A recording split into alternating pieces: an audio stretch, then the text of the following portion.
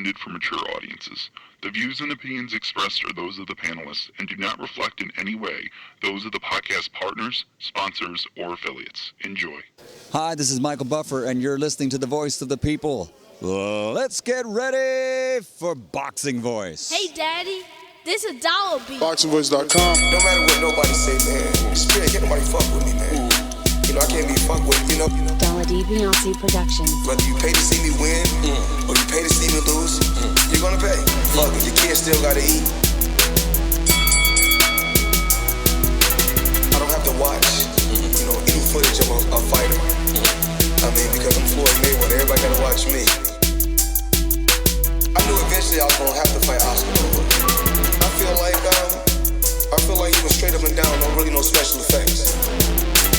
BoxingVoice.com. How can Canelo have the biggest deal? Your deal is for $300 million, and I made $350 million just in one fight. And you're fighting on the app. BoxingVoice.com.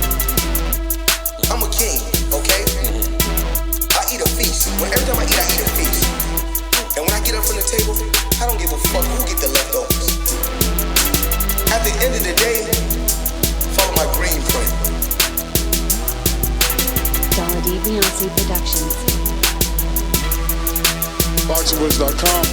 Ain't no other sight in the game to see the boxing voice. Good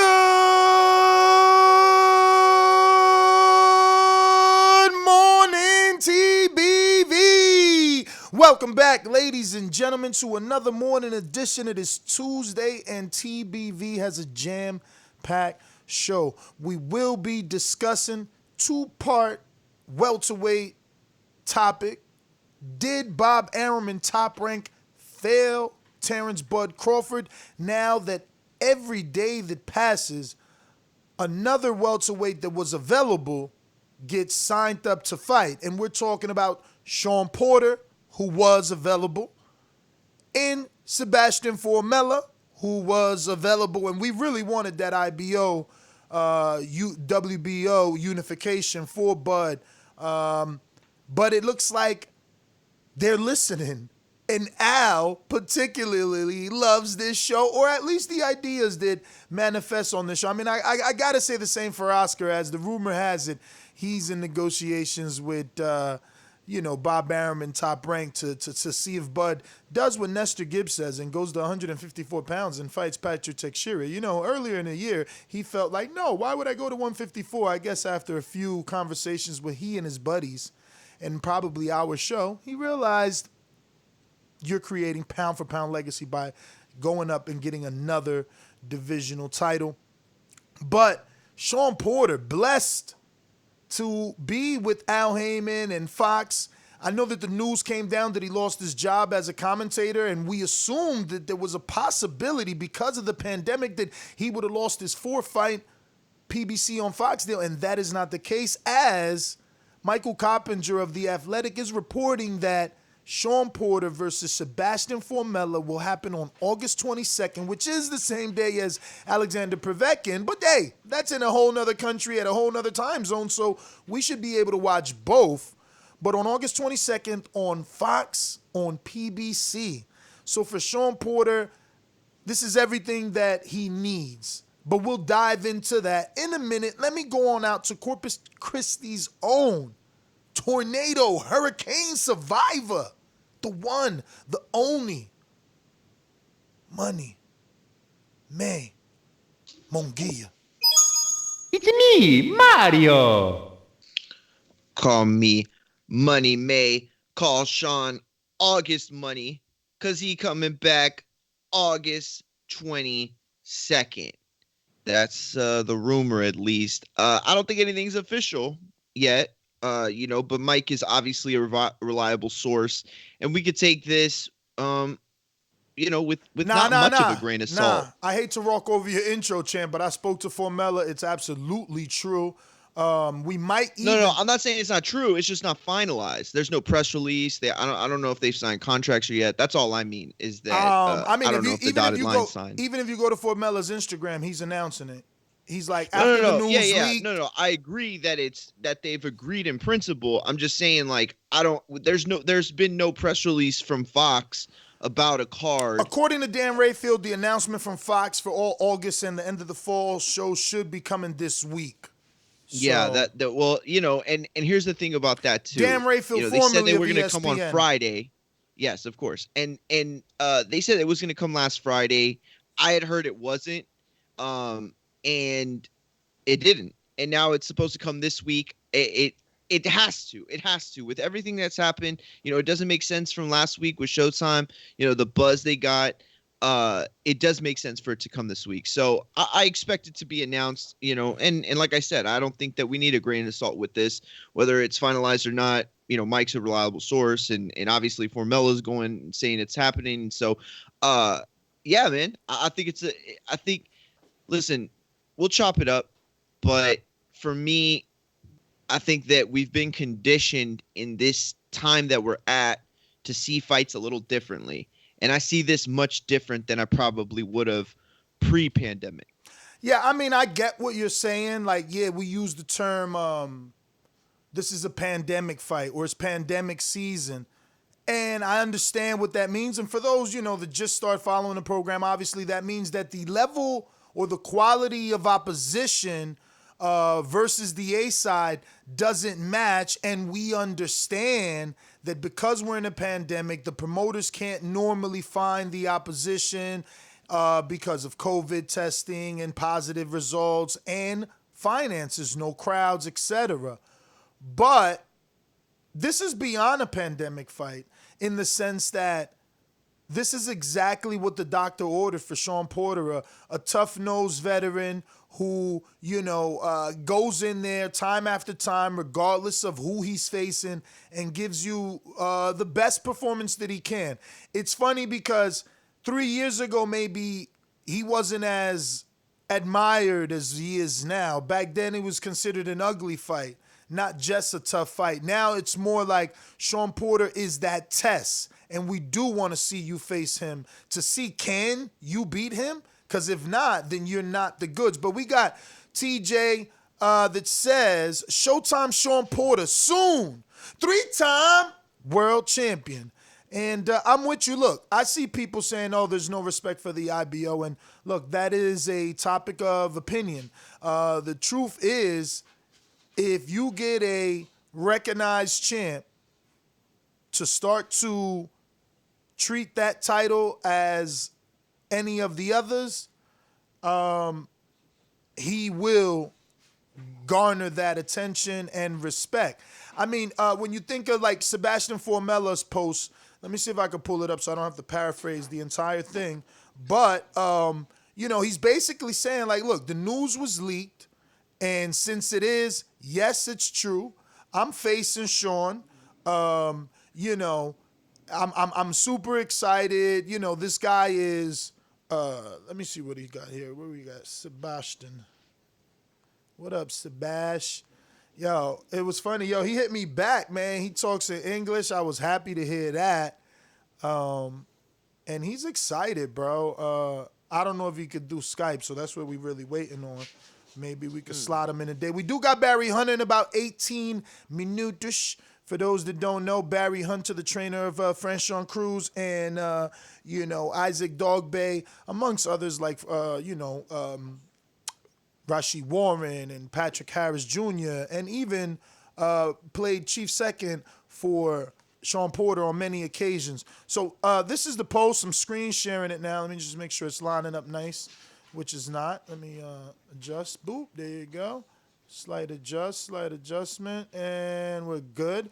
Then we got to change this from Germany or Germany. From Germany. Yo, real quick, while you're doing that, just to give everybody, the full scope of everything, they are saying it's going to be August 22nd on PBC on Fox, main event, and it's supposed to be supposedly at the Microsoft Theater in downtown LA. That's where it is being rumored to be. But like we said earlier, there has been no official announcement through Fox or PBC. And as Sebastian put it, I guess it's been leaked. I don't even know if it was supposed to be, leaked or not. I don't know if Cop just got the scoop and ran with it. Or if maybe they used it as an opportunity to kind of to gauge the waters and see what people think. But PBC does return to Fox on August 8th with Thomas Delorme and Jamal James. So this would be roughly 2 weeks, right? Yeah, about 2 weeks from the day that they come back. So I don't know if there's maybe a card mixed in there, but if not, 2 weeks later is not that big a deal. But yeah, go ahead, Ness. I don't know if you had translated it or not. The thing is, whatever, desktop is nothing like the app. It doesn't translate on desktop, so I got to pull it up on my phone. So whack. Unless, got you. Wait. Unless it's... Well, no, it's not. I'll give you some right. background real quick. I got it, because like I said, I had to put it up on my phone. So he says, attention, news. After last night's first information leaked through the net, yes, I will be boxing Shawn Porter in the USA on August 22nd. I know I go into this fight for many as an outsider, but I have become a professional boxer to compete with the best in the world, and I will throw everything I can into this ring. When my promoter, Earl Silent, called me, I immediately said yes, without knowing the details. Porter is one of the absolute top of the world, and I have great respect for him, but I am not flying to the USA to lose. I am really in the mood for this fight. I would like to thank my promoter for the opportunity, my team for the great support in these difficult times, including through the corona, and all of you for the support in these years, especially now before the biggest fight of my career. More info coming soon. Okay. Well, just so a that little sounds background. official to me. I mean, listen, official and sounding official are two different things. Nah, you're right. And we Maurice know that Lee, very well, Maurice Lee made us believe that, he was official. But like you said, background, he's simultaneously number 9 in the IBF, but he's also the IBO champion. I did contact the IBO, and this is what I was told. Let me pull that up. Because I asked Sebastian in this comment section. I should have just hit him up since we had started chatting. But whatever. I went straight to the IBO, and this is what they have for me for now. I said, is Porter Sebastian Formella for the IBO? He said, trying to find out on that. Just taking an early guess, though. Sebastian defends his title, but Porter doesn't pay the fees. Or Heyman all of a sudden starts to use the IBO more and more.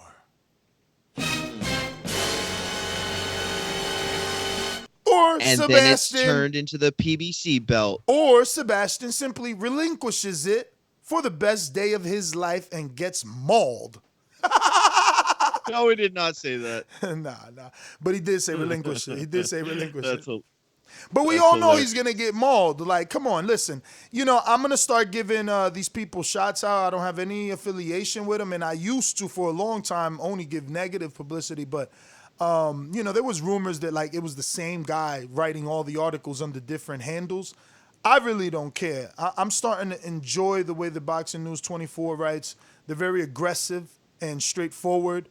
And they do a very detailed job of connecting all the dots, sourcing information, not telling you where the source is coming from or where they got their quotes from, and instead, sharing the love with whoever they use those quotes, and putting together the story very well. So when discussing, Shawn Porter and Sebastian Formella, I think they did a fantastic job discussing who Formella's, top opponents were, being really honest about him never being on this level. And obviously that's all things that we knew. But, look, everyone has to, it's everyone's first time, if that makes any sense. You know what I mean? So at some point, you will be tested and you either fail or pass. And unfortunate for Sebastian. This is a tough mountain to climb. In Shawn Porter, who was a 2-divisional welterweight champ, not just 2-division, like, oh, I was a champion in lower division. No, 2 times he's been able to become a welterweight during this generation, during the times when Kell Brook and Floyd and Thurman were welterweights, and now again he became a champion when guys like Crawford and Earl and others were champions. So Porter's definitely been fighting consistently on the highest level. So it is Mount Everest for Formella. But thankfully to this article, we kind of seen it in the Thulani Minj fight, but they make it clear that Formella's a mover, and that Porter cannot come into this fight thinking it's a tune-up, because Formella actually has decent wheels, and Porter will need to cut that distance and obviously slow Formella down. Now, in no shape or fashion are they picking Formella, just giving you his strengths and weaknesses. But have you, because you weren't on the show, so you probably didn't follow the Thulani Minj hype and actually watch him versus Formella? Did you? Yeah, I actually did, because I remember when we first started talking about Thulani Minj, and it was almost like a joke. You kind of had talked about it, and it would be like this punchline. And then more and more, we started kind of rooting for him. And he kind of became like the TBV mascot a little bit, maybe, a little bit. And so, yeah, I was actually very, very interested to see him fight.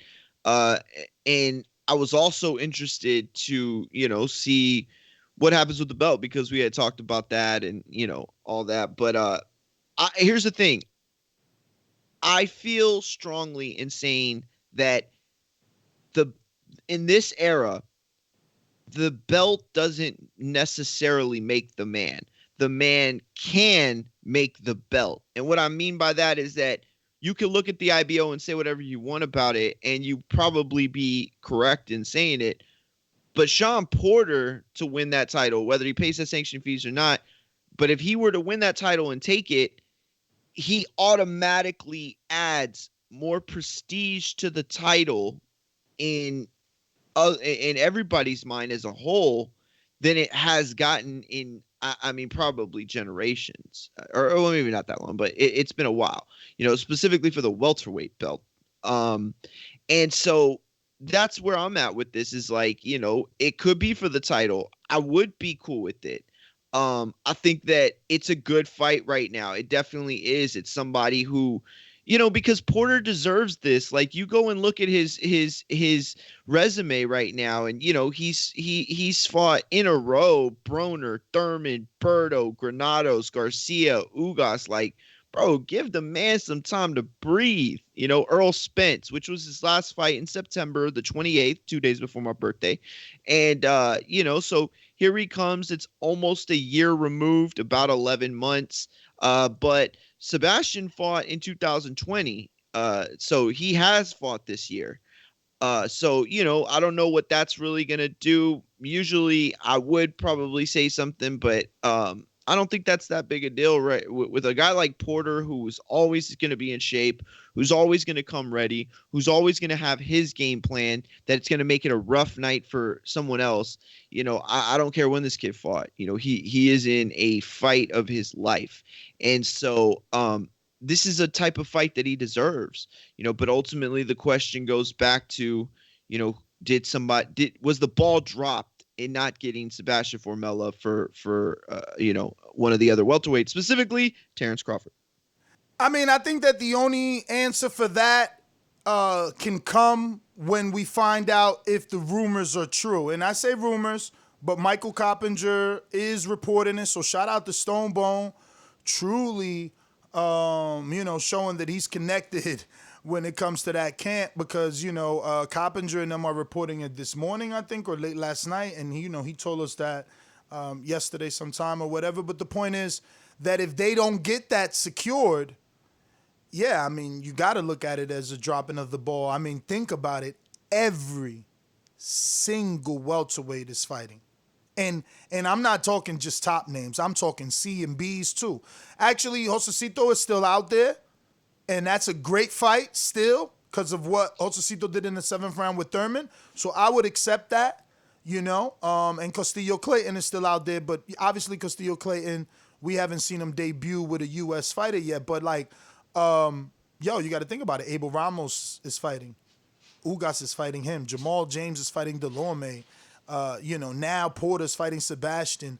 Earl and Garcia is going to be on pay-per-view. I sent you the Mauricio Suleiman clip yesterday. It's just we be dropping the ball, but that's going to be on pay-per-view. That's getting announced.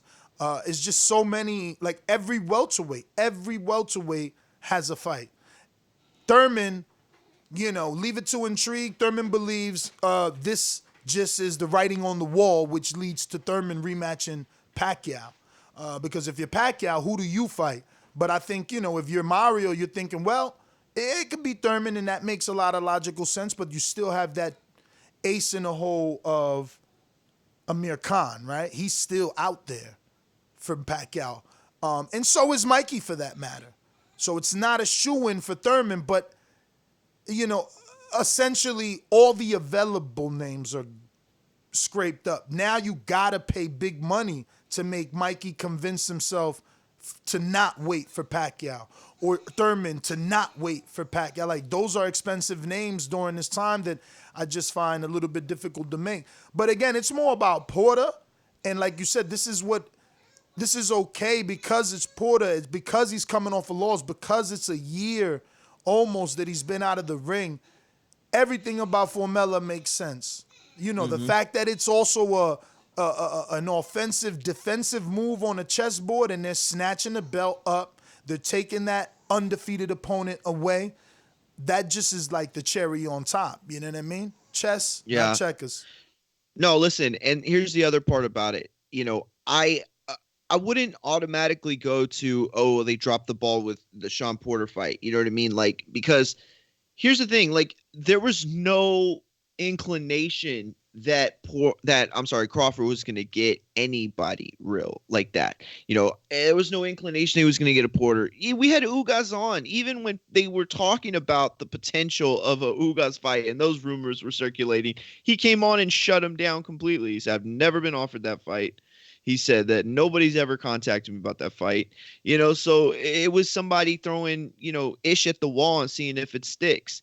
And it didn't stick for very long. The narrative has been Bud coming out and saying, I don't want to fight in a pandemic. I don't want to take small money. Though? And so it's, go ahead. Isn't that the knock though on Arum? And obviously Team Crawford gets it because that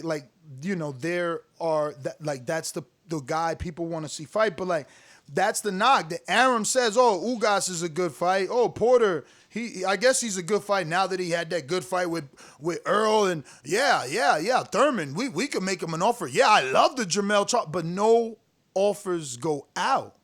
I posted on our Instagram a tweet that Crawford said in April telling Thurman to shut up because I bet, I'm paraphrasing, but it's on our Instagram at The Boxing Voice, and it says something like, let me screen share it, but he says something like, shut up. I bet you if we sent you a contract, you would disappear or something like that, he says. Let me pull it up. Pulling it up.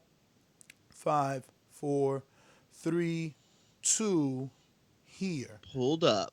And so as you can see, Terence tells Keith, shut your ass up. You don't know what you want to do because I bet you if contract be sent, your ass will find a way out. So stop playing with my name. But again, never a contract sent, never a bluff called. You know what I mean? Instead, Thurman is the one to have the last word and say send the contract, not only to Bob but to Crawford as well.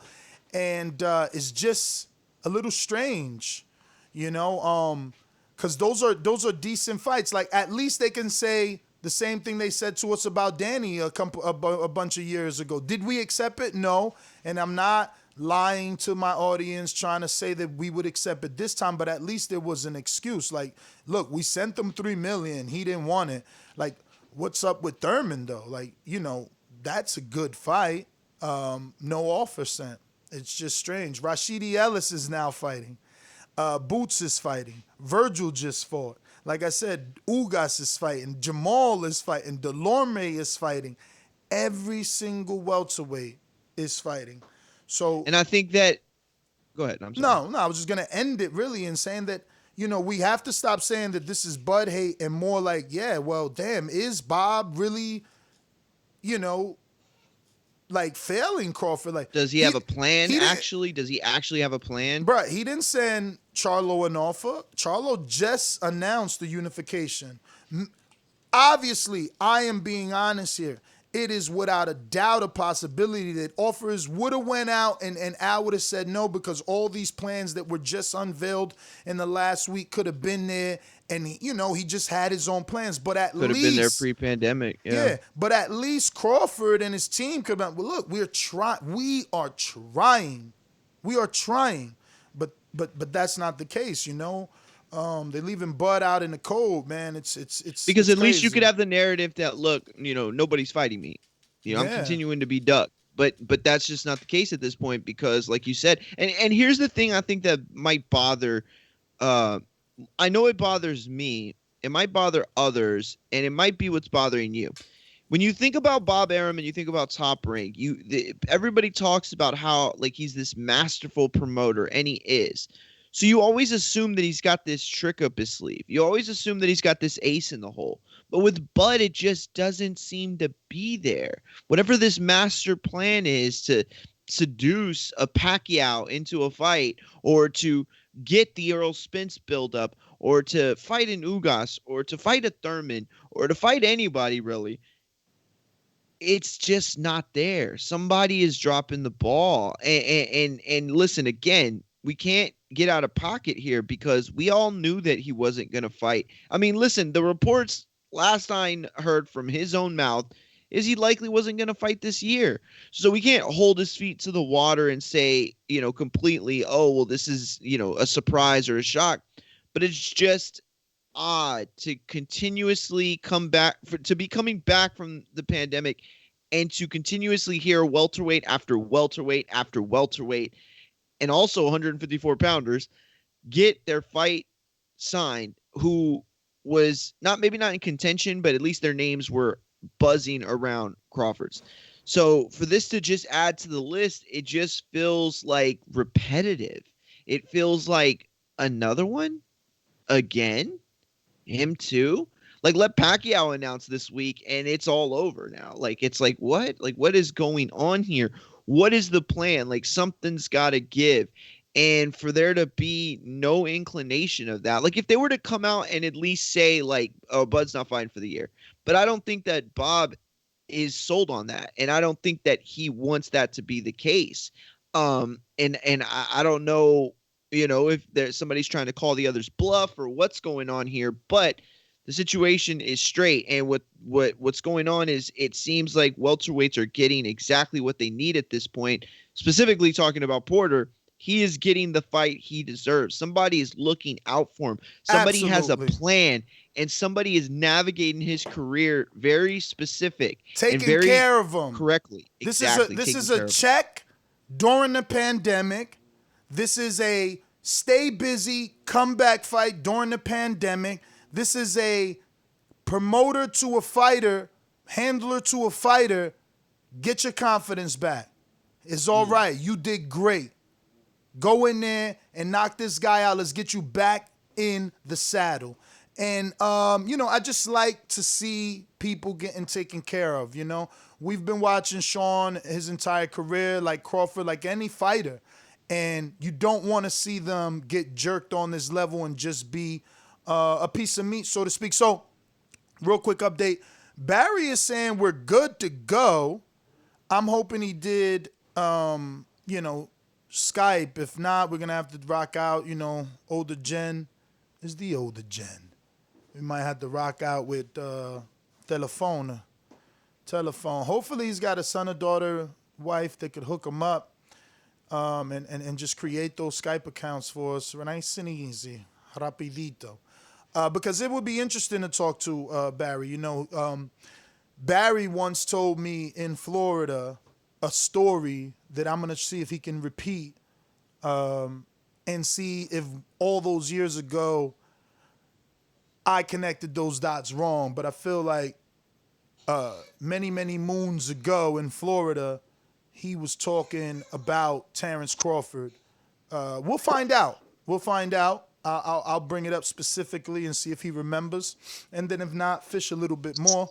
But still, We got the man. Oh, yes. What's up, in brother? the house. Barry, how are you? I'm doing? over here telling the audience, I'm like, Oh, Barry. I'm not sure if he's got the Skype, so we're seeing if someone's going to hook it up for him. How are you, man? You're looking great.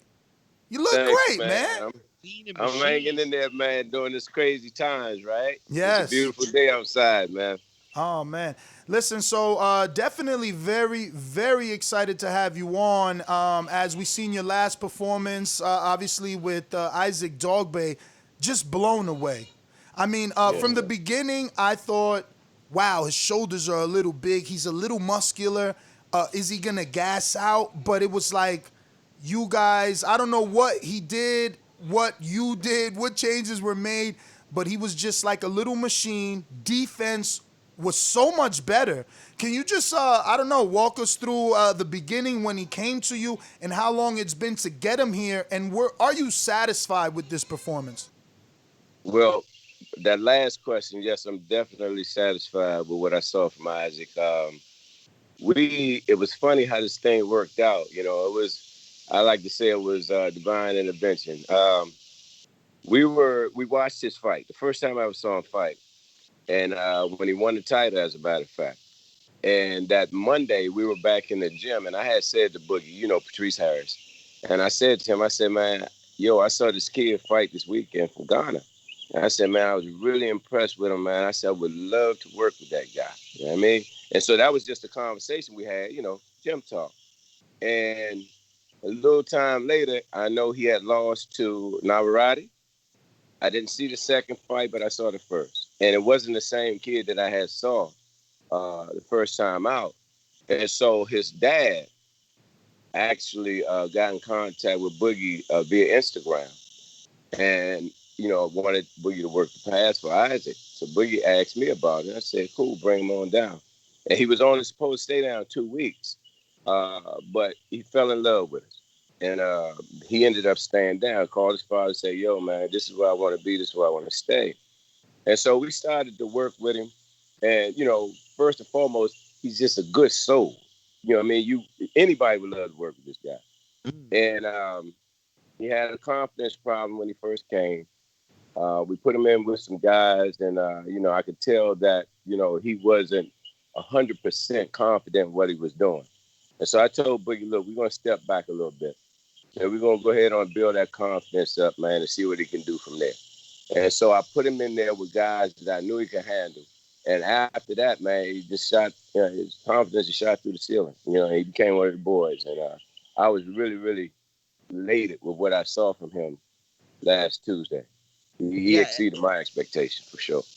Definitely. He was so much fun to watch, and he was definitely one of the bright spots of the card. But let me ask you, how good can he be, do you think? I think as long as, you know, because my whole thing was to not put him in a third war after the 2 beatings that he had taken. And so, you know, I didn't want a fight that would guarantee him a win, but a fight that would make him think, a fight that would make him depend on, you know, his skill set for sure. I think the sky's the limit for Isaac, to be honest with you. The foundation was there.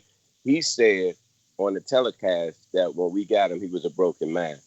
I don't think so. I think he was fractured. I think that he was wounded on the battlefield, but I definitely think he has the foundation to recapture that title again, for sure. That's what's up. Yeah, I listen, I got a lot of hope for him. I can't wait to see him again. But just catch us up with you for a second. What's been going on? And you know, how's the gym shaping out? How's everybody's work getting in during this time? You know, just talk us through the difficulties and the successes during this, you know, pandemic.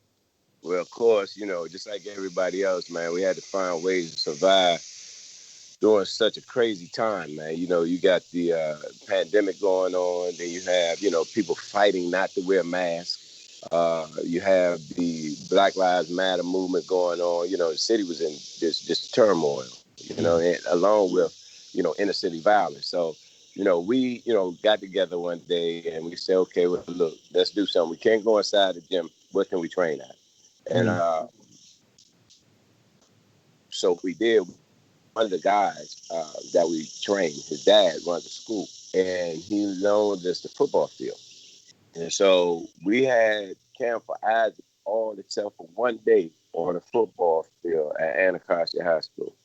So we stayed down there for about 6 to 7 weeks, I believe. It took guys getting used to the weather because, of course, you're talking 90-plus days out there. And 4 days of sparring, 4 rounds and 2 rounds of sparring out there is like you sparring 8 to 10 rounds. And so we made it through. Everybody came through, you know, all right. And thus far, it's so good. We actually are going down there within the next hour, meet him down on the field today. Oh, yeah. So he was back in the gym. You know, when we got back that Wednesday, Friday, he was back in the gym. Wow. Okay. And so, is there any, oh man, there's somebody, you have a fighter whose fight's coming up. I just put that note up. Oh man, who was it? Don't you have somebody, who do you have scheduled coming up next? Shawn Porter, supposed to go with Shawn. I believe it's towards the end of August or early September. Yeah, Shawn's gonna actually, that's what we were talking about. He's fighting Sebastian, the IBO champion. Right. So I'm getting ready to lock and load and go with Shawn. But then you have, of course, Patrick Harris. You have Kobe Breedy, Keyshawn Williams, and I was supposed to have gone with Eric Walker, but it's a short notice fight. So I'm gonna. Damn, champ! He needs Walker, you. He needs you. See what you could do, man. That dude is tough. He's with Joel Diaz. He's an Olympian. He's on the fast track. Eric gonna need you. Yeah, that's the short. What I'm gonna do for him, I'm gonna write a plan up for him, and hopefully they can follow it. But you know me, Nessa. I don't like last minute fights, man. You know, if I'm going out on that battlefield, I'm going to win. And 2 weeks to me just is not enough time to get that job done. Nah, for sure. And you know, I would love to have had him in camp for, you know, 6 to 8, but it's such a short notice, and we got so many other things on the plate. I would do him in a real injustice just showing up. So the best thing I could do for him is, you know, put together a plan of action or what I think is the best way to attack this man, or not attack him, and go from there. Without giving too much away, I mean, is the plan to exploit? Because here's the thing, like, he's obviously a talented amateur with a lot of experience, but he's only got 5 fights in the professionals. You know what I mean? We seen with the Lomachenko what could happen to a decorated amateur who actually had pro fights because he fought in the World Series, and then come across a guy with veteran moves. You know what I'm saying? So without giving too much away, would that be kind of the route you'd want to go and exploit the little fights he has at the pros, plus the fact that he hasn't really gone very long and deep? Well, he has a great trainer in Joel Diaz, you know. Yeah. A good man, and but you know me. I don't think no man is invincible, and I see 1,000 ways that you can attack this man. But to me, he's young. He has that amateur background. I think he got 200 or 300 amateur fights or something like that. Yeah, something like that. And, so you know, he's a professional amateur pro so far, and there are things that you can do. There are, you know, I watched this videotape from Friday to last night was the last video that I watched. So there are certain ways that he can be attacked, and I think that could pay dividends. But for the most part, 2 weeks is just not enough time for me in my book. I feel you. So I heard you say something about Porter. Did you ask him if he's working with Porter for this one? Yes, he said yes. Oh, they're getting really? ready to get over there. How long did you guys know it was going to be Formella? Because we've been knowing Formella for a minute here. We actually were pulling for Thelani Minge when Formella, challenged him for the IBO title when Thulani from South Africa didn't get the win. That was the guy that I thought was going to be somebody with his height and length in that welterweight division. Have you watched Formella? Yeah, Kenny sent me actually just sent me the box rack to him because the opponents kept changing and the dates kept changing. So we were at a point where we didn't know, when the fight was going to happen, who it was going to be, what time should I come out, should I come out at all? And so I just got his box rack the other day. I kind of glanced at it, but I'm going to get a little bit deeper into it. Shawn is just one of those fighters that is very, very difficult to prepare for. I mean, you don't know what you're going to get. He can box you. He can bang with you. He can get rough with you. I mean, in my whole career, he's one of the most difficult fighters that I have ever seen anyone have to prepare for, to be honest with you. Wow. So we were saying, to our audience how this was, Al or whoever Shawn's handlers are taking care of him. He's had a very grueling schedule. Ever since Adrian Broner, it's been, name after name. And he's been out of the ring for about a year. So this is kind of the right fight for him to get back into things. Do you look at it that way? I don't, because this conversation we had yesterday, and in fact, I had this conversation with Isaac. Anybody that stepped in that ring, and you guys seen it time and time again, on paper, you got one guy that's supposed to win, the other guy's supposed to get blown out. But when the fight starts, normally, prime example, Isaac, against Navarrete. Who knew this guy? And not only did he show up, he showed out when he got there. So everybody's a threat. I really don't look at it that way. Anybody that come in that ring, I look at it as a threat and a potential person to take away that title from you. You know what I mean? So, like you said, Shawn fought all kinds of names, even going back to the amateurs. When you look at his amateur resume and who he fought in the amateurs, at 165, and not only did he fight him, he beat him. Daniel Jacobs, before Boo Boo. There was so many on that resume that this man fought, and he would always find a way to dig it out to come through. So, no, I don't really look at it like that. I just look at it just another guy in our way, man. Getting back to where Shawn needed to be, and that's for that title. Actually, I thought that, and I would have loved to see them run him and Earl right back. Yeah, I know that was one hell of a fight, man. I know that's what he wanted. That's a tough one for sure. So real quick, before we move on to that, let me ask you your opinion, because we were talking about we asked the IBO, or Nested really specifically, whether the belt was going to be on the line, with Porter, and basically they said they weren't sure if he was going to pay the sanctioning fees or not. They weren't sure what was going to go that route. I'm not counting any of his pockets, and I'm not asking you to, say anything that you don't want to say, but what do you think? You think that the IBO belt deserves a little more love, or you think guys should try to fight for that belt? I think it's still another title, but ultimately, obviously it's another, person to pay, but what do you think? I think that the IBO,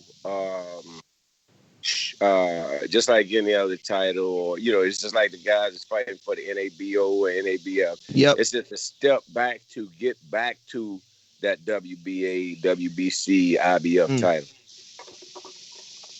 Well said. So you don't think that Shawn should, if he wins and when he wins, kind of grab it and, I don't know, raise it above his head, embrace it as if he won it? Is that something that... No. I definitely think, not to, throw no shade or stone on that title. Yes, it's something to be proud of, because, when you think about the square footage of the planet Earth and how many fighters are actually in the business, it's the odds against you winning any type of title. You know what I mean? And so definitely I think he should hoist that title up, and I think he should be proud of it. For sure, for sure. Barry, man, a bunch of years ago, I don't know who was fighting. I'm sure you had Anthony and Lamont, but it was in Florida, I think, that we had bumped into. Oh, you froze. Are you there? No, I'm still here. Okay. We had bumped into each other at a fight that you were doing for your guys in Florida. I believe it was both Anthony Peterson and Lamont Peterson. I mean, I seen everybody was there. Do you remember that one time in Florida? I think you guys all had on like white track suits. I remember that. We were talking about PVC and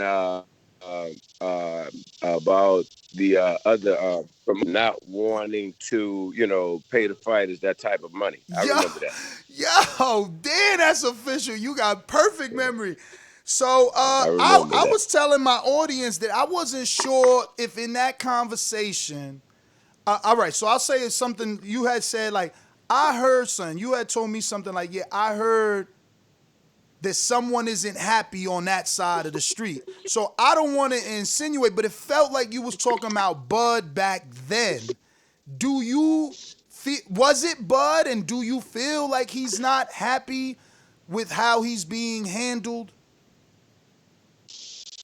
Oh no, it wasn't Bud that I was specifically speaking about. It was just people in general. As far as the fight's concerned, and I know that and how long fighters have been getting purses that just didn't match their performance.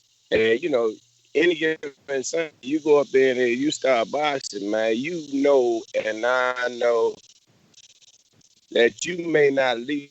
And so these guys are putting their neck on the line and getting. We might need you to stand in one place, Barry. How could anybody be upset or mad? Person in boxing as opposed to getting paid this little bit of money for putting their neck on the line. That's all I was saying. I thought it was time. You look at the NFL, you look at the NBA, you look at Major League Hockey, baseball. All these guys get salaries, to the point where they can retire maybe after 1 or 2 seasons. Some of them do. Boxers, they struggling just to get money to pay their insurance. So, when you think about it.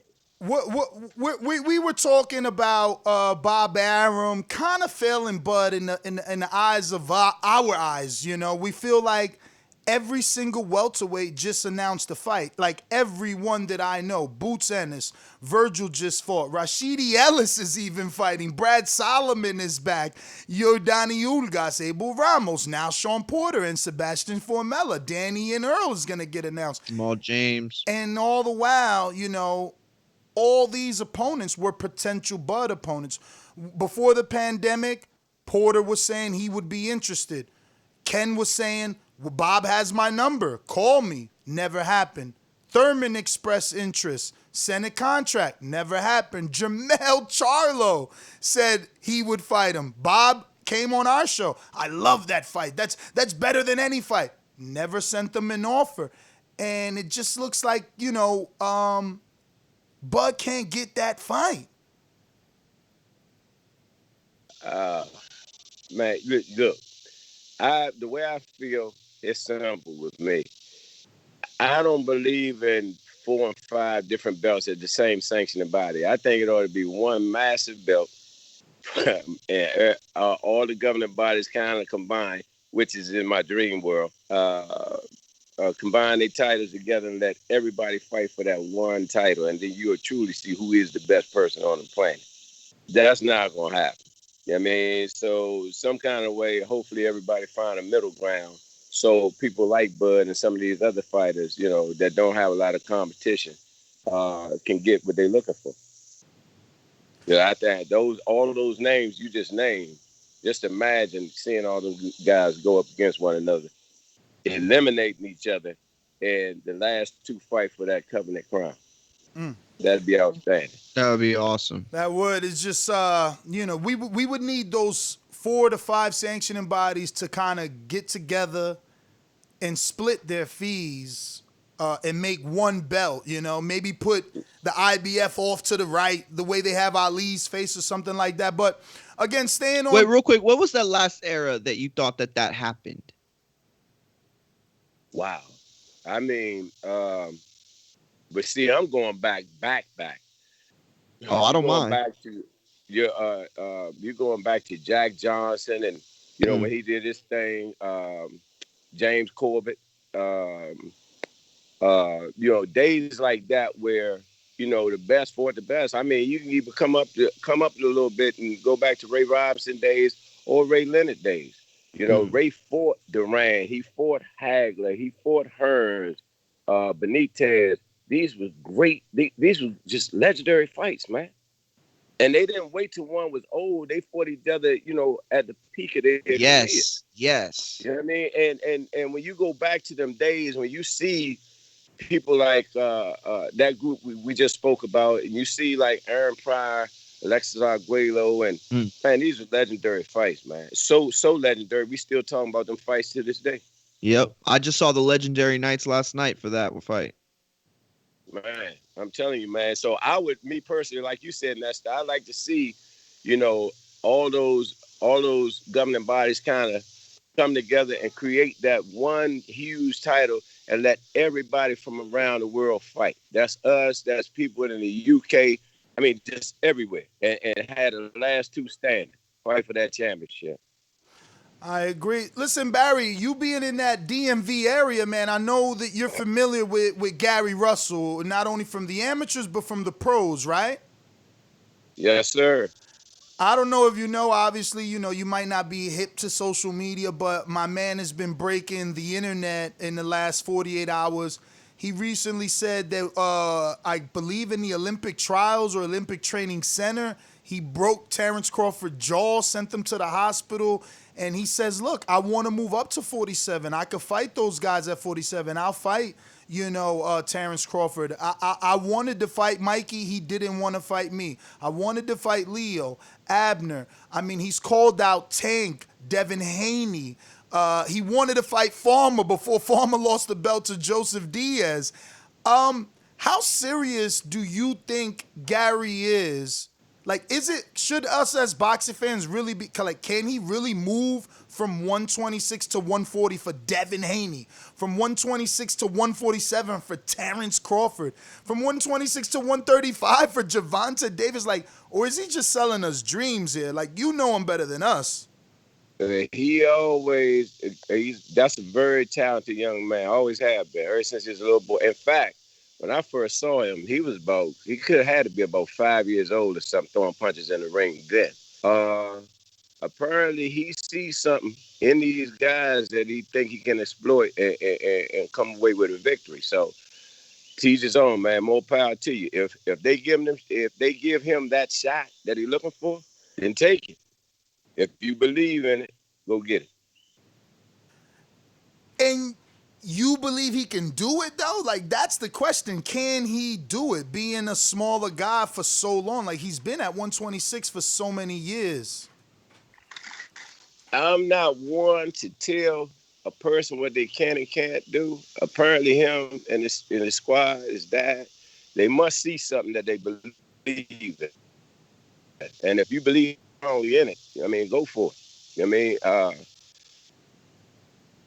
he already did, you know, to solidify his position in boxing. But apparently, you can do it. Just go for it. And specifically Haney, you think a Haney is green enough that Russell could take advantage of, or is that still a very difficult fight just because Haney's a natural 135-pounder? Be honest with you, and I've known Devin since he was a little boy. In fact, we used to go out to Vegas and train his dad years ago. But I have never seen Devin fight. I saw a clip or two, especially when he came here to DC and fight in the MGM, I believe it is. Came past the gym, they trained one day, and they did their thing. But I've never seen him fight. All right, we got a few questions from the people, and then we will get you out of here. David Maldonado says, who wins in a fantasy fight at 147 between Miguel Cotto and Felix Trinidad, and why? I think Tito. Miguel Cotto. To Miguel Cotto. Wow. Nice. I think Miguel Cotto. I think Tito. I used to like him also. He fought Maurice Blocker here when we first ever really saw him. I think that Cotto was a better all-around fighter, skill-wise. He can box you, he can bang with you, and his ring IQ was just off the charts. So, yeah, I go with Cotto. Sway in Brooklyn says, thanks for coming on the show. Can you rank these 4 middleweights? Canelo, Triple G, Charlo, Andre. Andre Ward? Nah. Andrade. Oh, Demetrius Andrade. Wow. Definitely, I will put Álvarez number 1. Mm-hmm. Rightfully so. And we had Demetrius and we had Charlo, and who else was that? Triple G, Charlo, and Andre. Everybody else number 2. Okay. James Valdez in San Antonio says, in watching your last fight with Dogboe, I noticed that it was only an 8-rounder. Excuse me, an 8-round fight. Can you share with us the reason the camp made the decision to only do an 8-rounder, and will his next fight be 8 or 10 rounder based on what you saw from him in his last fight? I felt he could have stopped his opponent if he had stepped on the gas in the last round. No, I think you're 100% right. I think we actually should have stopped him a couple of rounds earlier. But he was in cruise mode. And, when I gave him that sign and told him to go ahead on, I believe the term I used was to either turn it up, close the show was one of them, or spend it all. That's what I told him. And he went on ahead and he did his job. We didn't have, if it was up to us, we would have fought 10 rounds. But I guess it was because of the way this whole bubble thing is working, the COVID and how many fights they had on the card, as how we only ended up going 8 rounds. But I definitely wanted to go 10 as a minimum. All right, we have Big Nick in the UK. He says, thanks for coming on the show, champ. When you work with a fighter, are camps for working on your weaknesses, or are they just for working on strengths and weaknesses of your next opponent? As there seems to be an increasing number of fighters who say they don't watch fight tape on their next opponent. Well, when we're in camp, man, we try to prepare for everything. You got some guys that can only box and they can't fight in the trenches. You got others that can fight in the trenches, can't box. Some can do it left, some right. We try to prepare for everything and not just one thing in boxing. So, yes, we're going to prepare for whatever strengths the opponent has, and we're going to try to find whatever weaknesses they have to try to attack their weaknesses. We got George in Dallas-Fort Worth that says, would you like Franchon Cruz Dazn to do a rematch with Alejandra Jimenez if she can pass a monthly drug test? Sure. I mean, I thought it was a hell of a fight, all the garbage aside. I actually thought Franchon won that fight the first time, but I think body language set it off. And but I definitely would love to revisit that fight again. But I know that she sent me a text the other day, somebody else on the radar, that they were talking about her being mandatory fight against. So, is it Shadeja Green? Yes, Shadeja Green is the one. No way.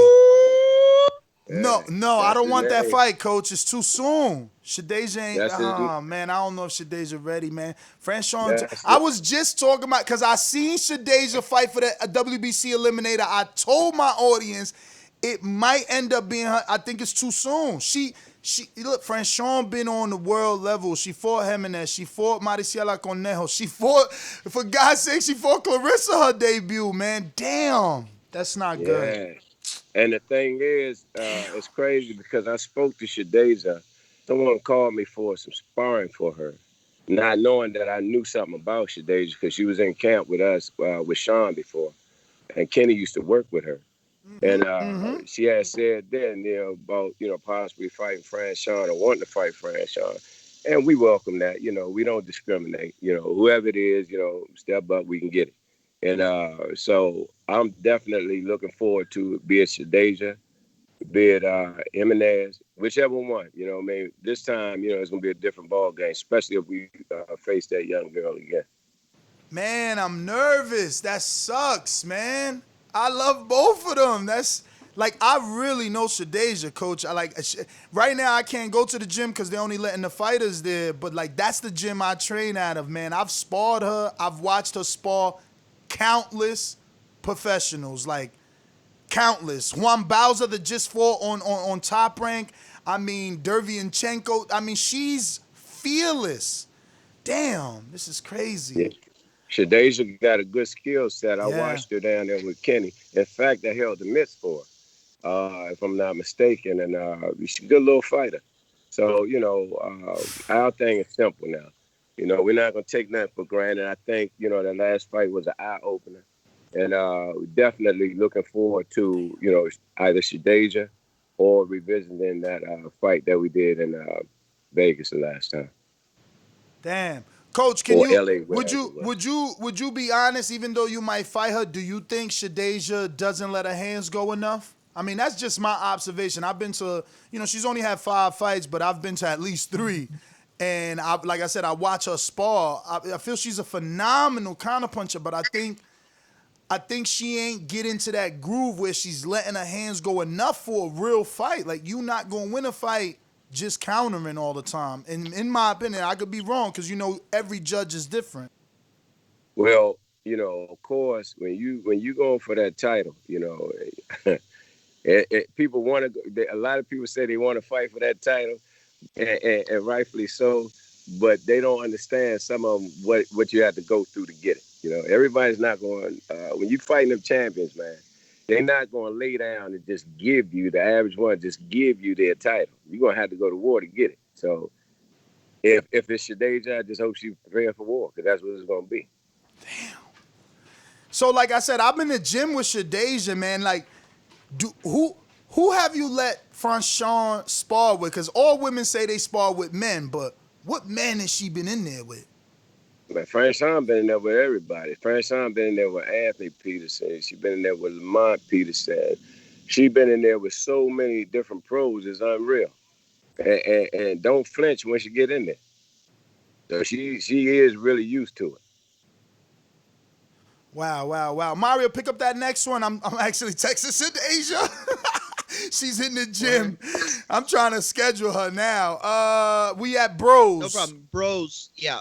What's a good schedule for someone training themselves? I know it's not ideal, but for people who have no resources like a real boxing gym, but still want to get into it, running, miles/sprints, how many a days, bag work, rounds, jump, rounds, rest days, any advice would be appreciated. Big fan, by the way. Headbangers. Thank you. It's like this. It's real simple. You have to know yourself because, some people can push a little further and a little harder than others.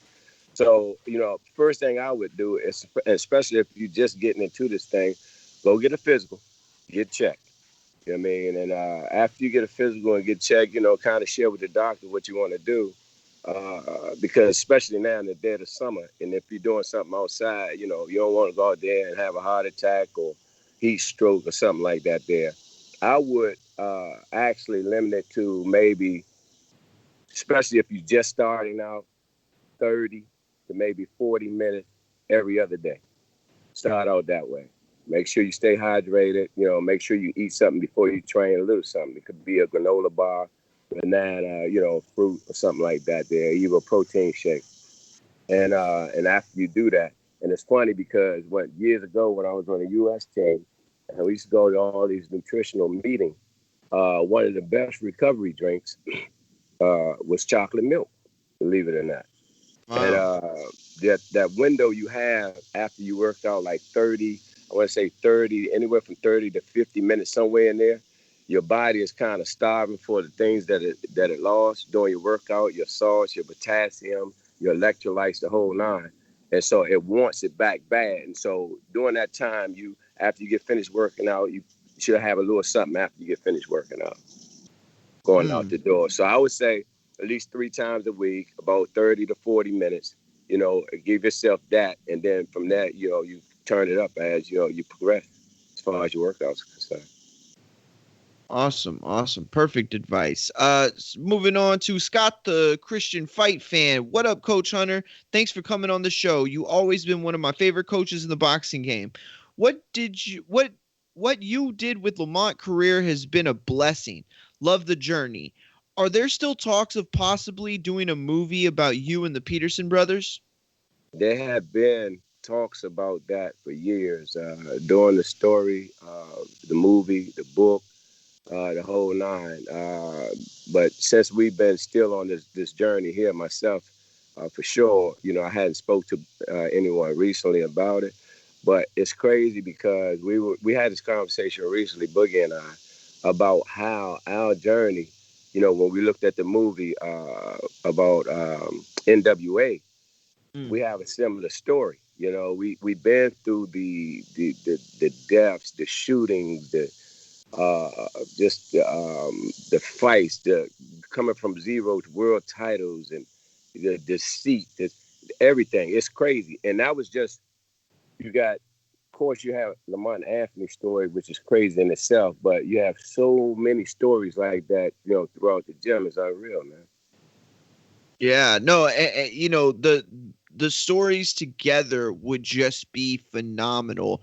And I remember when they had first talked about the Ward movie, and it took forever to get done. So I still have hope for this one. I really do. I still think it could get done.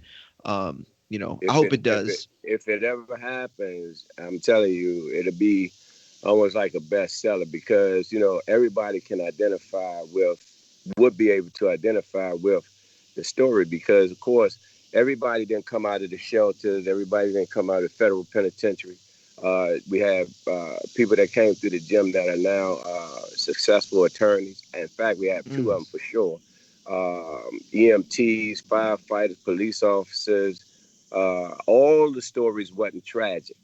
But yes, we did have a lot of dark stories in that gym. And it's crazy when you reflect on it, because it don't seem like that many years passed. But when you reflect on it, recently, say about 2 years ago, we got this phone call. One of the kids that grew up with Patrick Harris and Javante Davis, they all sparred and fought together, traveled together, slept together the whole night. And I got a call. It was a beautiful day. And Boogie had called me and told me this young man got shot 11 times. Now, we had him since he was about 8 or 9 years old. He was a little teeny boy. Never knew he was going to turn out to be as good as he was. And he competed with and beat a lot of these people, and I won't call all their names out, that you see on TV now with their titles. But, his life got cut short a couple of years ago. He got shot 11 times. Time he got to the hospital, he bled out. That one there hit me harder than any of them. That one was the one that really made me just want to walk out the door. And it took a brother of mine from the streets to come tell me, and he was crying also. Look, man, he said, if you leave this place, it's going to kill the program, man. He said, and the kids need you. And it's crazy because once he said that, we in there, and I'm teary-eyed, I'm crying, because I couldn't believe this thing because I didn't see the end game no more. A kid walked in right after, almost like on cue, walked in the gym, came in there and said, excuse me, are you Barry Hunter? And I told him, yeah. He said, I would like to join up for boxing. And I said, well, how did you, find anything about us? He said, I've been watching y'all for years. I know everything. And he said, I want to train here. And I kind of smiled, and I looked at my dude, and I smiled at him. I said, all right, I get it. I hear you talking. And this is the creator talking to me now. So that kind of like, lit the light back up, for me. Other than that, man, it hit me so hard, man. I was ready to walk out the door for good. Wow. Man, that is like super powerful. I mean, just talk about, God in mysterious ways. Yeah, hard transition, but we'll try it. George Foster from the UK asks, Actually, who is the most... before you go there, Go Barry, ahead. man, I was talking about your gym to the audience not too long ago and just letting them know how enormous that place is. Not only the inside, but the outside. Like, you get to do strength and conditioning. You have, like, a yard. Can you just let the world know how you came to run that gym? Is it funded by the city? Like, I just want them to know what it is you do on a daily basis for the youth in your community.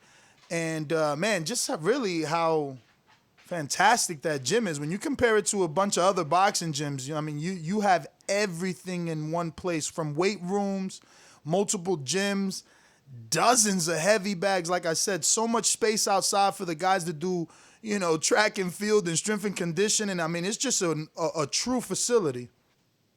I got to take my hat off to DC Parks and Recs for sure. And Mayor Bowser, which I'm so proud of, the way she handled herself, through this whole Black Lives Matter movement and this thing with Donald Trump. She really, really made us proud, the way she held her ground. She's been a soldier for us. It started actually some years ago with Mayor Fenty. We had in a place that wasn't built to hold maybe, and I'm not stretching when I say this, about 8 people, and 8 is kind of at the scene. And we had like about 65 participants. So we spread it out. We were in that room, we were in the weight room, we were in the hallway, and we just took up the whole rec center. And so the mayor came through, and of course, you got that many people in one place, man. It smelled like a barn or something. So it just so happened the mayor was at a ANC meeting around the neighborhood. Somebody told him about us. He stopped through and he looked, the smell, he looked at the people, looked at the kids. He said, man, this ain't good. He said, look, I got it. And that's what he said. And so time passed by, and I thought it was all a crock. Time passed by, went to the gym one day, and the people were in there moving out stuff. You got to get out, and they sent us to another place, which was pretty nice too, in the Capitol Hill area. But we were gone for like 2 years. He said, we have A1 boxing program, but the facility don't match. So they gave us a ton of money and built us a brand new gym from the ground up.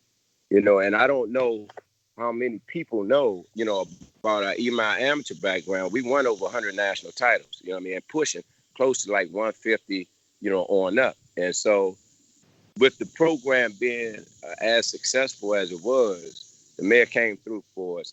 Mayor Fenty started it, Mayor Great finished it, and Mayor Bowser backed it the whole time. And how many world champions, because you spoke of nationals, how many world champions were you able to get out of that gym? Wow. Of course, you got to go back to Lamont. You go with Adrian Broner. The first one was a young lady named Lisa Foster years ago. We've been engaged, won, and worked in so many world title fights. I asked Boogie just the other day, how many rounds do you think that we've had in boxing? And I said, combine the amateurs with the pros. So I'm really lost, man. You feel me? There's been so many fighters that we've worked with that won world titles. And a lot of times, Nestor, a lot of people don't know it was Boogie and I in the background working with some of these guys. We never did talk about it. All right. It was George Foster. You want me to get it? Yeah. Okay. George Foster from the UK asks, who is the most talented boxer you've ever come up against? Lomachenko may be one of the most talented fighters that I would coach against. And Rigondeaux was another one. And there was a kid from Cuba named Mario Kindelon. That was just a phenomenal fighter. He fought Amir Khan in the Olympics. Those may have been 3 that I can think of that had to be 3 of the most talented fighters that we ever faced. Definitely wouldn't disagree with that. We got Majimbe who says, do you mandate that all your fighters run? If so, how many miles do they have to run? Well, of course, we're not marathon runners, so I try not to train as if we were marathon runners. We may run distance maybe 2 or 3 times a week, and the rest is more wind sprints. Because just like boxing is up and down. First rounds, a lot of times in the fight, be real heated, and then it kind of hit that little middle space where nothing's going on, and then down the stretch, a lot of times there's a push. So we try to, everything we do, as far as our workout is concerned, surround what we do in the ring. Well said. Got Info Joe from out in California area. LA says, what's up, Barry Hunter? I'm from LA. I met you before in Vegas. You're one of the coolest men on the planet. Much respect for all you do for the youth. Question, do you have any cool stories about Nazim Richardson, RIP, that you could share? That's me and I, it's crazy because I was speaking to Eric, the Outlaw Hunter, the other day, and he was the one who actually told me Nazim was sick. And the next day, he was on his way down here to bring his son to work out from Philly. The next day, he called me and told me Nazim had passed. Man. I do have one story. We were in Marquette, Michigan, in the JOs, and I forgot who he had at that time. I want to say it was Khalid Hightower. We called him Foots. And Nazim got into it with then the referee. I think the referee disqualified, the kid.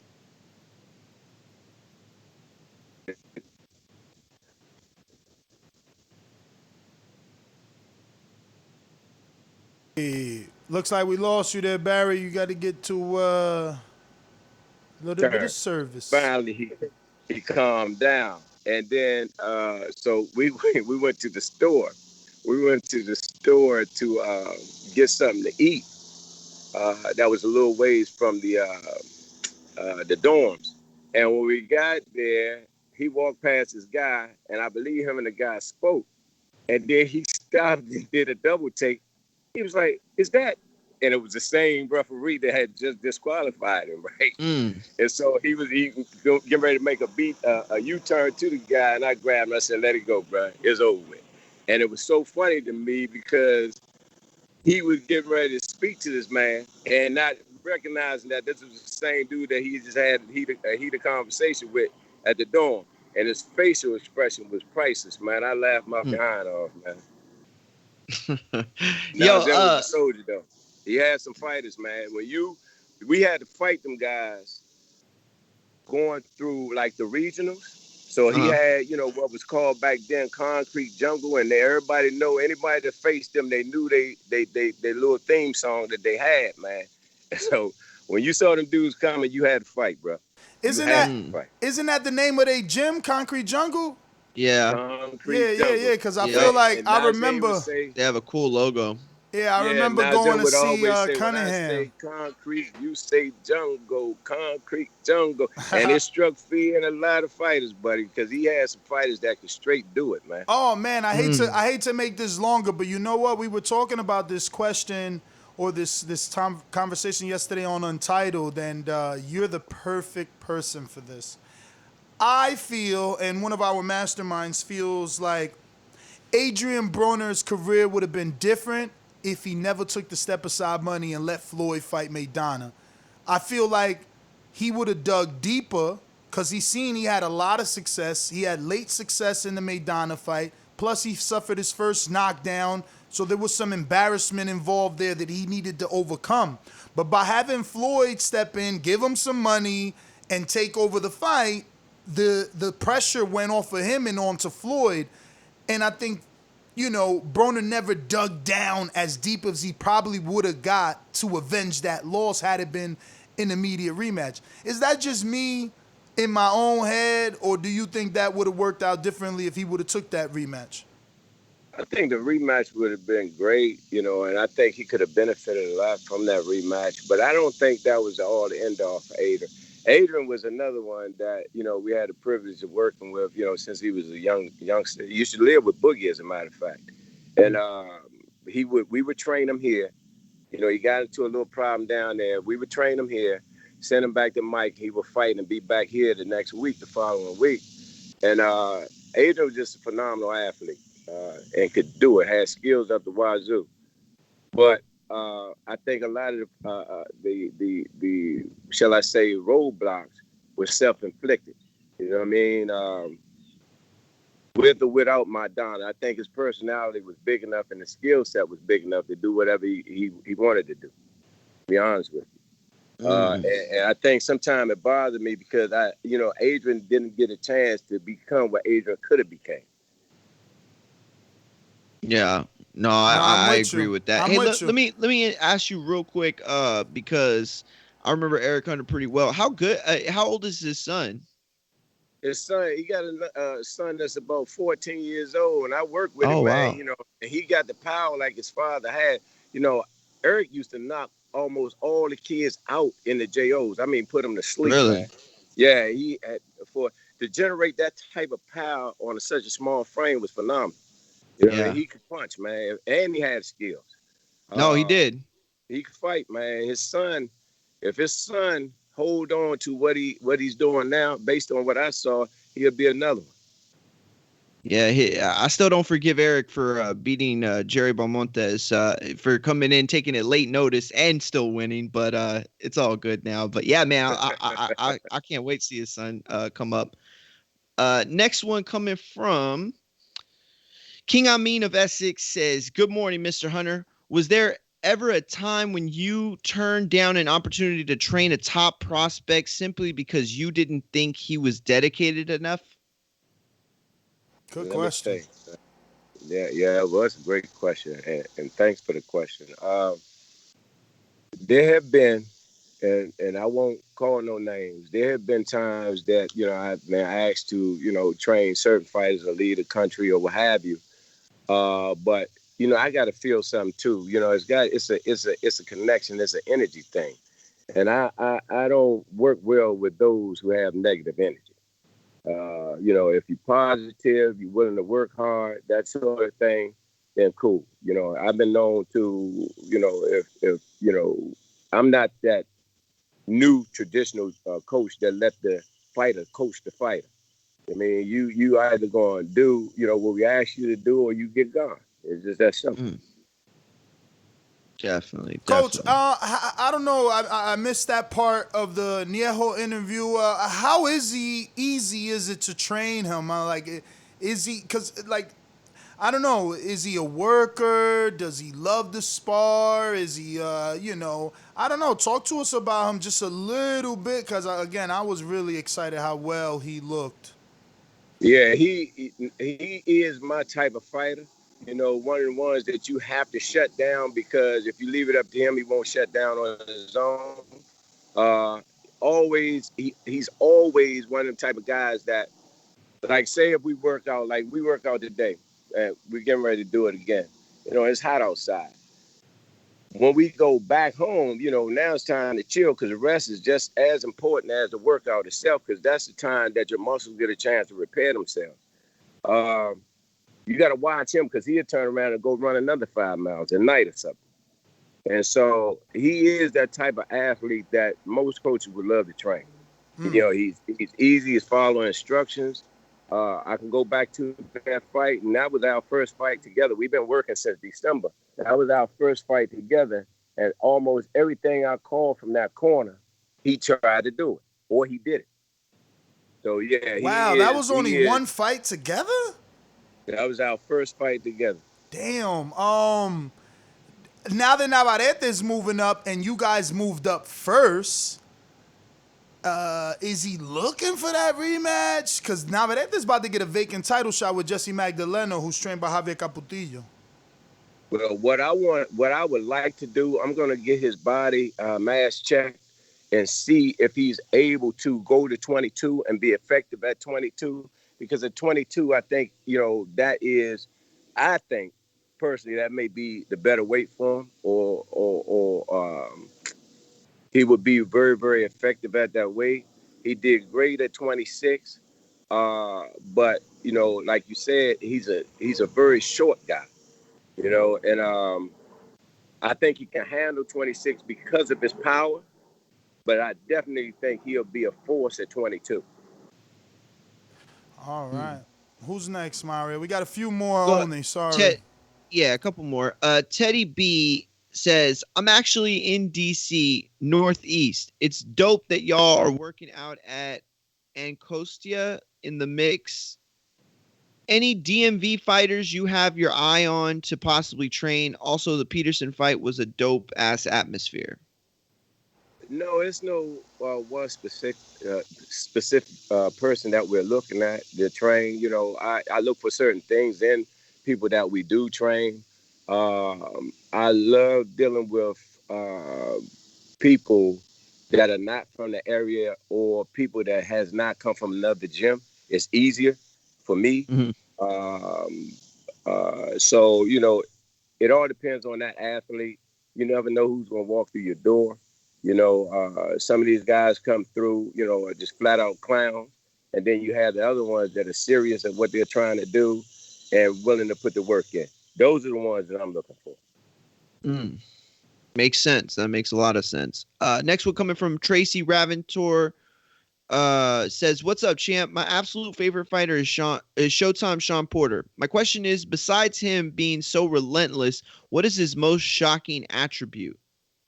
That Shawn, you know, because of his body structure and the way he built, nobody thinks that Shawn could box. Shawn could actually box too. With all the years that he spent in the amateurs, and keep in mind, I first met him when he was 10. Boogie and I were with him and Kenny, I think, his first 10 to 15 pro fights. Once we hit our strides, we went one way, they went the other way, and we got reconnected when he fought Danny Garcia. And we've been together ever since then. Shawn can move, he can box, and he definitely could use his feet. So I think one of the surprising things that he does, when people look at him, they think Shawn the brawler, but he can actually box.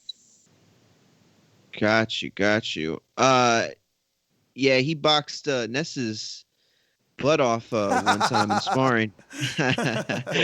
Sam in the UK says, who, in your opinion, is the best trainer currently in boxing, excluding yourself?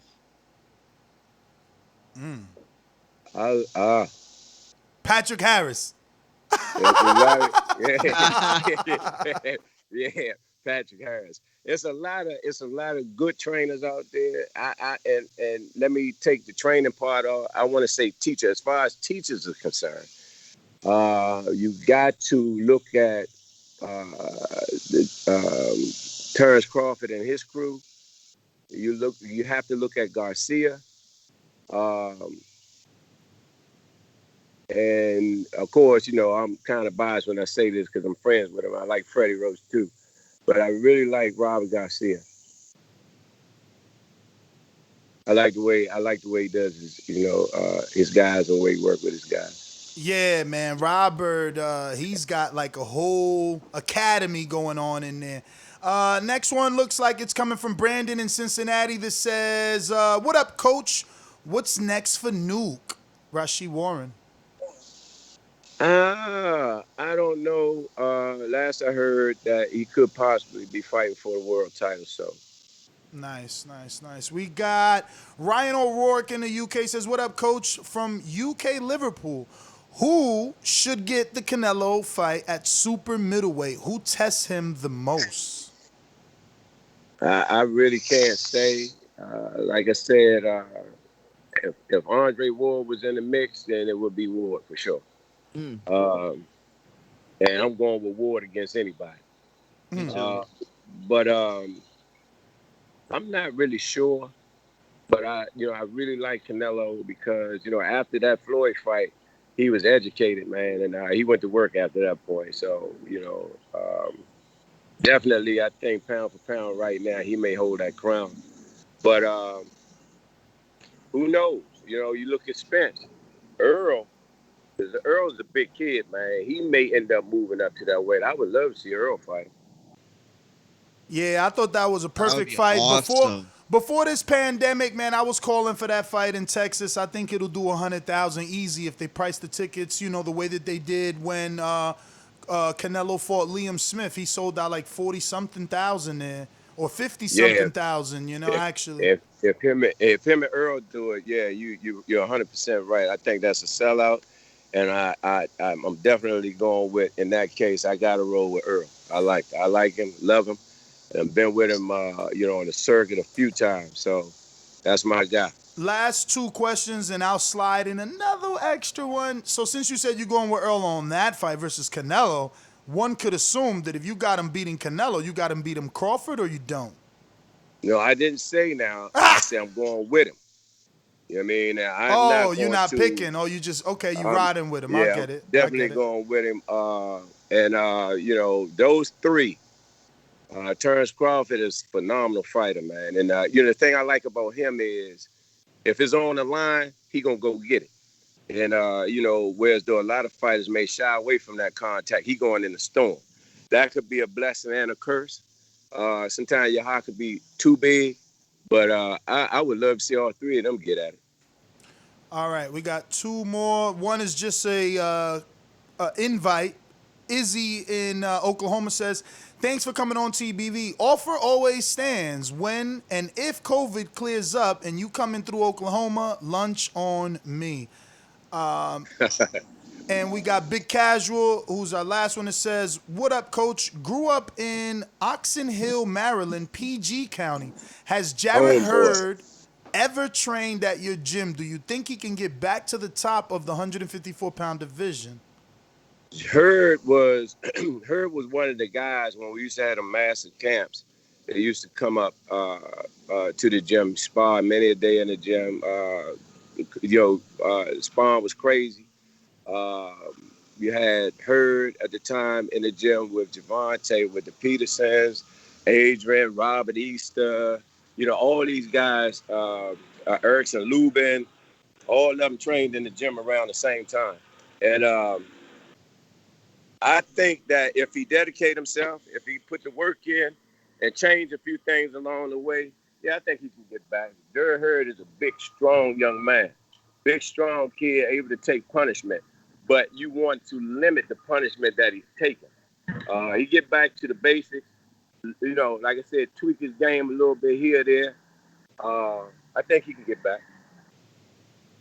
Well, Barry, that is all of them. I guess on the way out, you can give us your opinion. I know it might be one that you don't want to give, being as though you're recently working with Top Rank with Isaac Dogboe. But do you feel Bob Arum has failed Crawford?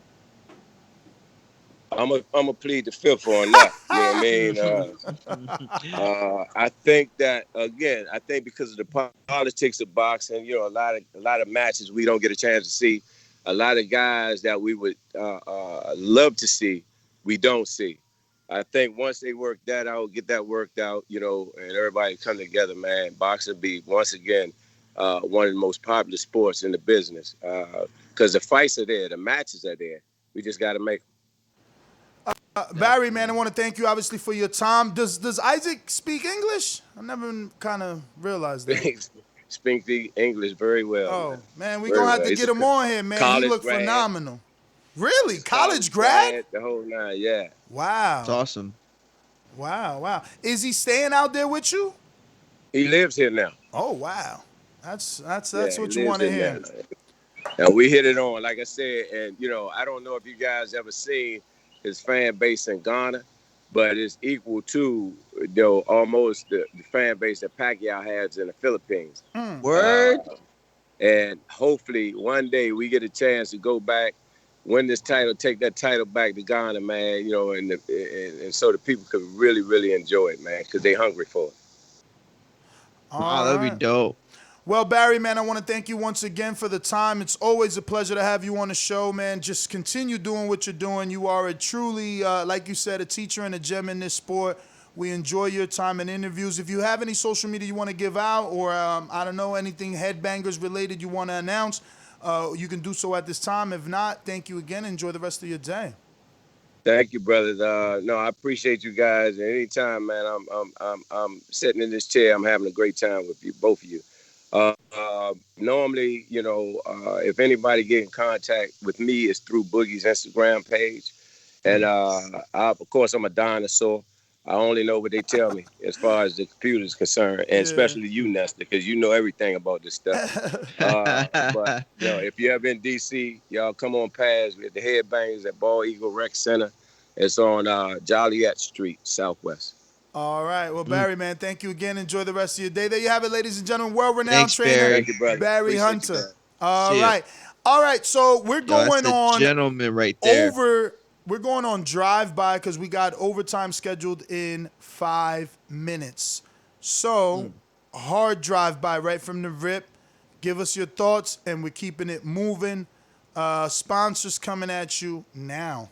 These calls are brought to you by El Camino Electrical Services, experts in electric vehicle charging stations. For consultations and turnkey installation, visit us at elcaminoelectricalservices.com. Subscribe to youtube.com/theboxingvoice for the latest and greatest interviews with your favorite fighters. Remember to rate us 5 stars on iTunes.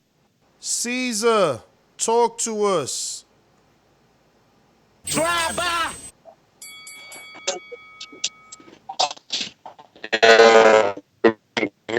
We hear you, Optimus Prime. My bad. I have my mask on. Yo, so for the main topic, great interview, by the way. I really enjoyed. Hell of a trainer. Huge respect to Barry Hunter. The question is, has Bob failed Crawford? And for me, Caesar, we love you, but you're not getting it done today. You got a lot of R2D2 or Optimus Prime going on, the Decepticons, all that goodness. We got a bunch of super chats to get to. We're gonna take it from the top of the mountain. If we read it already, so what? Trenton Jones, Showtime Shawn Porter, soon to be 3-time world champion. TJ back. Ness, I brought up Porter fighting the IBO champ. #3-time. Ohio runs boxing. Rashid Warren versus Rigo and Robert Easter Jr. I don't know what you mean by and Robert Easter Jr., but okay, Marcus. TJ says, Miss Dominique owes me a few. Ohio in the house. Yeah, I mean, she's been MIA, man. Her business took off on the, virtual thingamabob exercising. So, Machine Gun in Texas says, good to see Shawn dust himself off and get back on TV, back on free TV, because we all know the only way back on pay-per-view. #Big Fish with the shark emoji. TJ, basically our top supporter here on YouTube, says, absolutely failed Bud, but I would like him versus Ray. And I'm assuming he means Ray Robinson. TJ back with another one, says, Showtime versus Pacquiao in 2021. Watch it. I'm telling you, champ. I mean, he did say the IBO was coming. Jared Lloyd, the super chat rapper, basically. Father Bob trying to convince you bud tenders that Honda Civic is a Ferrari. Smack in my face like palm on face emoji. Bumlord Crawford is the Honda Civic. Oscar the Grouch, a.k.a. the pedestrian beater, only wants the smoke with your local pizza delivery man. Ken Stone, neither Spence or Bud deserve the pack shot. Offer him an undisputed title, otherwise GGG's 160-pound belt or Taylor Ramirez winner makes more sense. Manny picks you, not the other way around. Damn, so he want Bud to go fight Triple G at 160 for the belt? Whoa, I thought I was asking for a lot. Shout out Ken Stone. TJ back with another one and another one. Or is it? It's another one. I don't know. One of those two. These interviews have been straight fuego. #TBV, #Ohio, 2 fire emojis. And Ken Stone back with another one. Why would Manny fight Spencer Bud without all the belts on the line? Chat has lost its mind. Laugh out loud. I hear you, champ. I hear you. Manny is big fish. We got 359 watching. Y'all hating right now. Hit that thumbs up button if you love Barry, if you love Isaac Dogboe, if you love that Nazim Richardson story, if you love the countless interviews, and if you're going to join us on Overtime on patreon.com/The Boxing Voice. We're going back out to the people. Drive by Harlem Greatness. What up? Drive by. Going once. There you go. Living how we living. We good. Bless. Yo, man, I'm feeling PBC right now, man, and I'm aiming for the stars, man. I think we might get Crawford versus Sturman, man, because I like this Porter versus Formella. I definitely remember asking if if Crawford was interested in fighting Formella, if that made sense to him. But however, man, I'm feeling these fight cards coming up. Shout out to the Charlo twins, man. Y'all know I'm definitely rooting for them. So bless up to all the fighters in these upcoming fights, man. Boxing is back, so that just means I got more boxing balls. All right. We got info. Talk to us. Drive by. Going working this, just listening, champ. Just listening, champ. All right, J-Mac. Drive by. All right, King Amin. Yo. Real quick, Mario, I ain't get a chance to get at you yesterday because you talked your shit and then went to go eat your little sloppy joes. I'm on the pound for pound list because I made everybody step up their energy and step up their bars. That's why. So I don't care where I'm ranked on it. That's why I'm on it. Great interview, great show as always, and I'm gonna catch y'all on Overtime. Louisville Slugger. TBV. What up? I missed most of the show. I just wanted to ask about that Shawn Porter. So he is fighting for the IBO? IBO told me that Formella's definitely defending it. They haven't gotten word yet from Shawn if he's going to pay the fees. Oh, okay then. All right. But yeah, I ain't had too much. I missed most of the show. I'm just going to have to play back, but appreciate it. No problem. Catch that MP3 with 0 ads on it if you're a Patreon, which I know you are. Just actually doing a cheap plug. We're going out to Majid in Florida. What up? Everybody need to like the video, subscribe, press the bell next to the subscribe button, and join Patreon, even if it's for $3. As far as Bob Arum not getting that stuff done for Crawford at the moment, he just need to come up with some good news because we just keep hearing about these fights going on and everything. Shout out to Shawn Porter for getting another good one.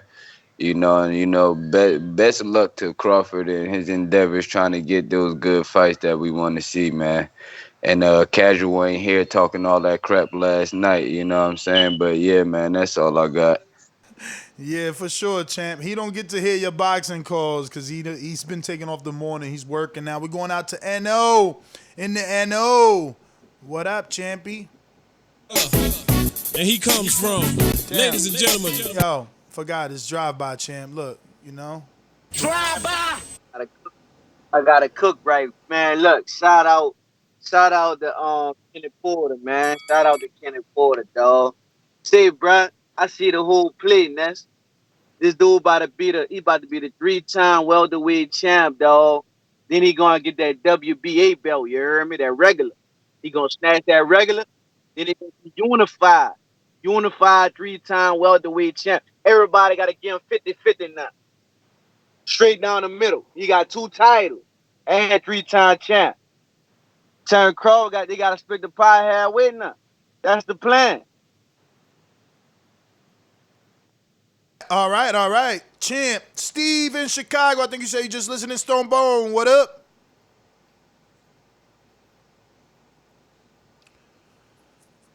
What up? Yeah, I don't know. I don't think it's that much of a failure at this moment, but shit, I can't hear right. I don't think it's a failure, but I think it's time to get something announced. But the top guys haven't announced yet, man. Like Earl, they ain't announced it. Pac, they ain't announced. Only top guys that have announced are in-house fights with PBC, and I guess we finna start getting the Fox rundown. So is that the first announcement on Fox? Is the Porter? I think that's the first. They haven't released the official schedule or nothing yet. I mean, Jamal James was announced a while ago with Delorme. Oh yeah, him and Delorme, right?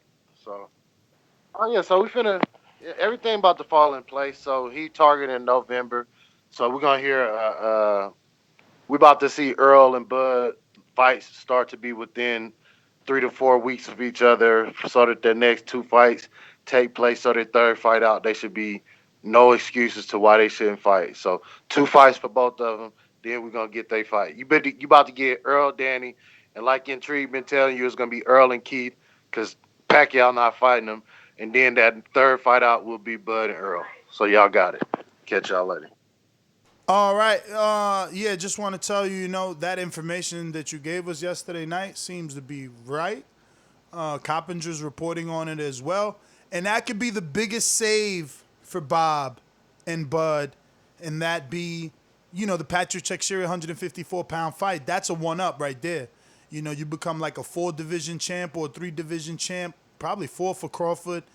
That puts pressure. And then, but look, I want him to do more than just win it. I need him to say something like, I had to do this because they scared to fight me.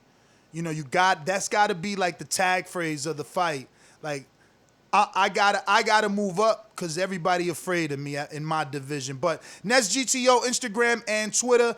Catch us right now on Overtime. Literally right now. There's no breaks. I know yesterday we went like 15 minutes before we started. We're literally going straight into OT right now. So catch us on the next one on patreon.com/The Boxing Voice. If you want to rock out with us on Overtime, we're actually going to be talking the rumor that ESPN doesn't want Lomachenko versus Lopez on pay-per-view, which is a great rumor. It's a great rumor. So join us. Peace. Do say. Peace.